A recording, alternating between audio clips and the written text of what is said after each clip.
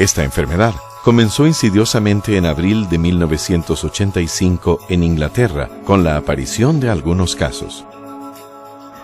Era una nueva y desconocida enfermedad en el ganado bovino. Aparecieron más casos en 1986. En noviembre de ese año, la enfermedad fue reconocida oficialmente y llamada encefalopatía espongiforme bovina, EEB o BSE por sus siglas en inglés. Visto al microscopio, el tejido cerebral del ganado infectado mostraba una apariencia como de esponja. Visto bajo el microscopio electrónico, pudieron observarse fibras con apariencia de cuerdas. Los científicos británicos inmediatamente se dieron cuenta que este fenómeno era el mismo que el observado en el cerebro de ovejas infectadas con Scrapie. Y al igual que en Scrapie, el ganado mostraba señales clínicas inusuales, señales de conducta errática y reacciones anormales. Mostraban cambios patológicos de una enfermedad lenta, progresiva y degenerativa del sistema nervioso central. Esta situación llevó a los científicos a preguntarse cómo una enfermedad de las ovejas tipo Scrapie pudo ocurrir en las vacas. Scrapie es una enfermedad progresiva e invariablemente fatal en las ovejas y cabras. Pertenece a un grupo de enfermedades neurológicas conocidas como encefalopatías espongiformes, causadas por agentes transmisibles no convencionales. Estos agentes son conocidos por causar también algunas enfermedades en seres humanos, tales como el kuru, que todavía ocurre en las tierras altas de Papúa Nueva Guinea, en Oceanía. Scrapie se ha conocido y descrito en Europa desde hace más de 3 siglos. Su distribución ha sido a diferentes países del mundo, de Europa, Norteamérica y Asia. En América Latina y el Caribe hasta el momento solamente se ha reportado en Brasil. Scrapie ocurre por naturaleza en ovejas y cabras, sin embargo los casos son más comunes en ovejas. El período de incubación es usualmente de más de 2 años y la enfermedad aparece con más frecuencia en animales de entre 3 y 5 años de edad. Las primeras señales clínicas de esta enfermedad progresiva son ligeros cambios de su conducta. Una oveja puede ponerse aprensiva e intranquila y puede asumir una expresión fija en la mirada. Entre los 3 y los 6 meses, la enfermedad progresa y se presenta más evidente. El animal infectado se vuelve muy irritable, frecuentemente corriendo por todos lados con su cabeza en alto. Uno de los síntomas más característicos es que los animales comienzan a frotarse contra objetos, usualmente en la base de la cola, a un lado del pecho y en la zona superior de la cabeza. A veces hay un mordisqueo compulsivo en las partes posteriores de las patas. La observación del animal es una buena forma de diagnosticar la enfermedad. Los clínicos han utilizado como prueba de Scrapie aquellos animales que son particularmente propensos a rascarse el lomo y hacen así. Arquean sus lomos y se ve que están con mucha comezón en ese lugar. Otros signos incluyen ataxia o falta de coordinación, especialmente en sus cuartos traseros, un ligero temblor del cuerpo y/o de cabeza. No hay notable pérdida de apetito, pero sí bastante pérdida de peso y condición física, así como también hay pérdida de tolerancia al ejercicio y los hábitos de beber se vuelven erráticos. La muerte generalmente llega de 2 a 6 semanas después del inicio de las clásicas señales clínicas, pero puede retardarse hasta 6 meses. El Scrapie se transmite por vía materna de oveja a cordero, pero también se describe una transmisión horizontal entre ovejas no emparentadas, siendo la vía oral la principal forma de ingreso del agente. Hasta el momento no están del todo claros los mecanismos exactos de diseminación del Scrapie en la naturaleza. El agente se concentra en la placenta y membranas fetales, pareciendo ser los animales jóvenes más susceptibles a la infección. Lo que eso significa es que la contaminación de la ubre y de los suelos facilita la transmisión, por lo que debe hacerse una desinfección en los lugares de parto para disminuir la contaminación y con ello reducir el grado de transmisión. Es generalmente conocido que la infección se realiza por vía oral. Una vez realizada la transmisión, el agente invade el animal, probablemente por el intestino.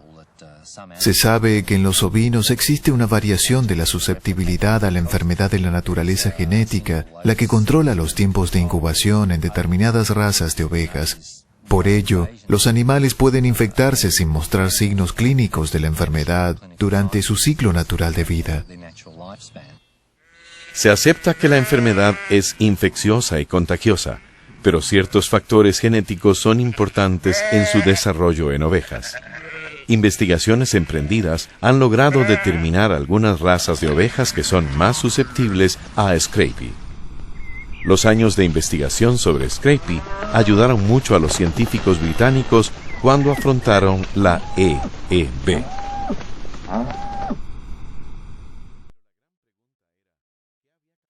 En 1987, un estudio epidemiológico fue iniciado por John W. Smith del Laboratorio Central de Weybridge en el Reino Unido, en el cual un cuestionario sobre detalle de cuadros clínicos e inicios de signos clínicos de la enfermedad fue completado para cada caso reportado. En 1988 ya se encontraron algunas respuestas. Durante muchos años, la industria productora de harina de carne y huesos utilizó materia prima que pudo haber incluido tejidos de ovejas infectadas con Scrapie. Sin embargo, el agente de Scrapie era mayoritariamente inactivado debido al uso de solventes y al sobrecalentamiento de la materia prima durante el proceso. A fines de los 70 y principios de los 80, el sistema de procesamiento cambió por razones de corte económico. Sucedió entonces que el agente de Scrapie, resistente a altas temperaturas, logró sobrevivir al proceso y fue a terminar en el alimento para bovinos a niveles de infección. Los alimentos concentrados conteniendo el agente del Scrapie fueron proporcionados a bovinos jóvenes, especialmente en rebaños lecheros, en los que posteriormente apareció la EEB.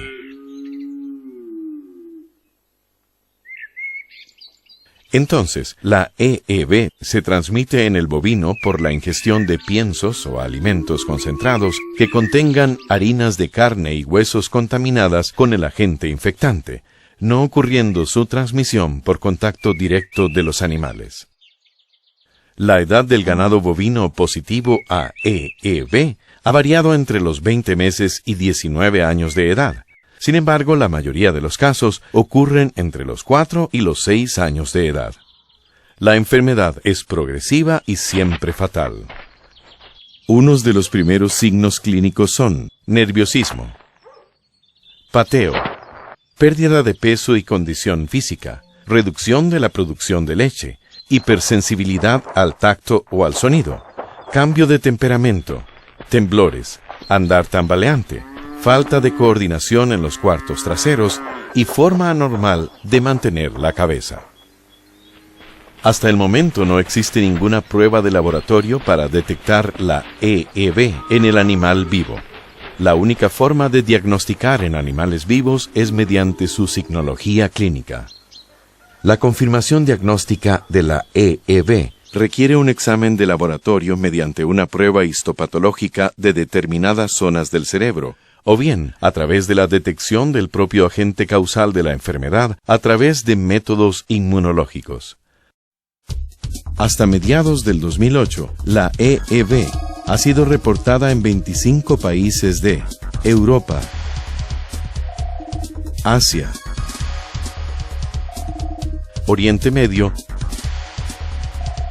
y Norteamérica, con un total de 190.493 casos. La mayoría de los casos registrados se refieren a ganado lechero, estando esto ligado al tipo de manejo y al periodo de vida productiva más prolongada. Cuando las investigaciones determinaron que el principal vehículo de infección son las harinas de carne y huesos de origen rumiante contaminadas con el agente infectante, se impuso la prohibición en la mayoría de los países del mundo de alimentar a los bovinos, ovejas y cabras con harinas de carne y huesos preparadas a partir de otros rumiantes. Actualmente, la EEB ha entrado en un proceso de retroceso, producto del establecimiento de medidas de prohibición en la alimentación del rumiante y la sistematización de los controles. Sin embargo, el éxito futuro depende de que se continúen aplicando estas medidas a nivel mundial. Pero, ¿cuál es la posibilidad de transmisión de la EEB a otras especies? El consenso es que la EEB no se transmite por contacto directo de animal a animal y que actúa en función del rebaño con un factor común de alimentación. La EEB se ha transmitido en forma natural a rumiantes en cautiverio, a algunos mamíferos cautivos en zoológicos, a los gatos domésticos y hasta el ser humano.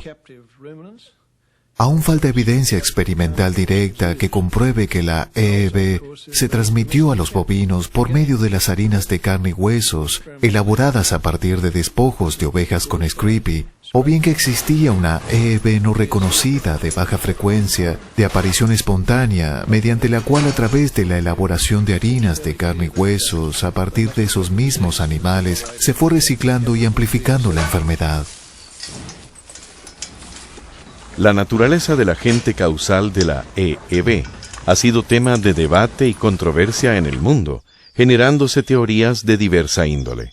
Actualmente, por las características propias de la enfermedad, se acepta que es causada por una proteína infecciosa que no posee material genético llamada prión, similar a la que produce el Screpie en ovejas y cabras.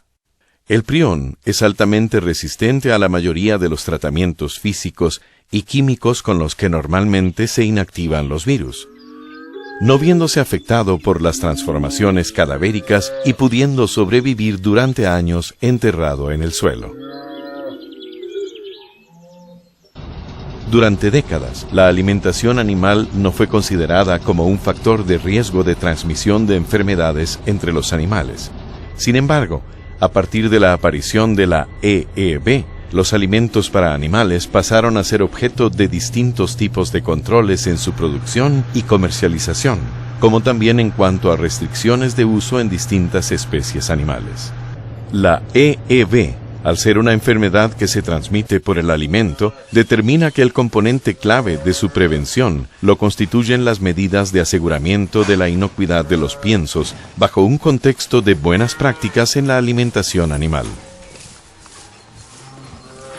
La contaminación cruzada de piensos para el bovino, con alimentos destinados a otras especies de granja, como aves y cerdos, es uno de los elementos más difíciles de controlar, principalmente a nivel de plantas elaboradoras para alimentos multiespecie, rumiantes y monogástricos, así como también en predios que crían bovinos con otras especies.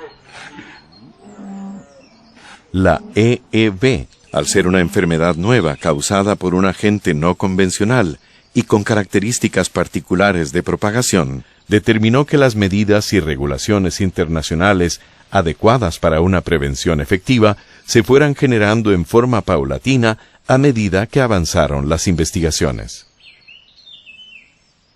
Es de vital importancia el adecuado diseño de programas efectivos de vigilancia epidemiológica de EEB y su aplicación, de tal forma que permitan la demostración de la ausencia de la enfermedad en el país y la detección precoz de un primer caso. La vigilancia debe ser aplicada tanto en rastros como en granjas dirigidas a las poblaciones de riesgo de la enfermedad, y se debe estimular la denuncia oportuna de animales sospechosos a las autoridades veterinarias. Por ello, aunado a una adecuada vigilancia y de manera articulada, los países deben resguardar su situación sanitaria mediante medidas de mitigación de riesgo para evitar el ingreso de la enfermedad a través de la importación de animales vivos y subproductos infectados, así como también mediante un efectivo control a nivel interno de las fuentes de infección que impida la exposición de la gente tanto a los animales como a los seres humanos.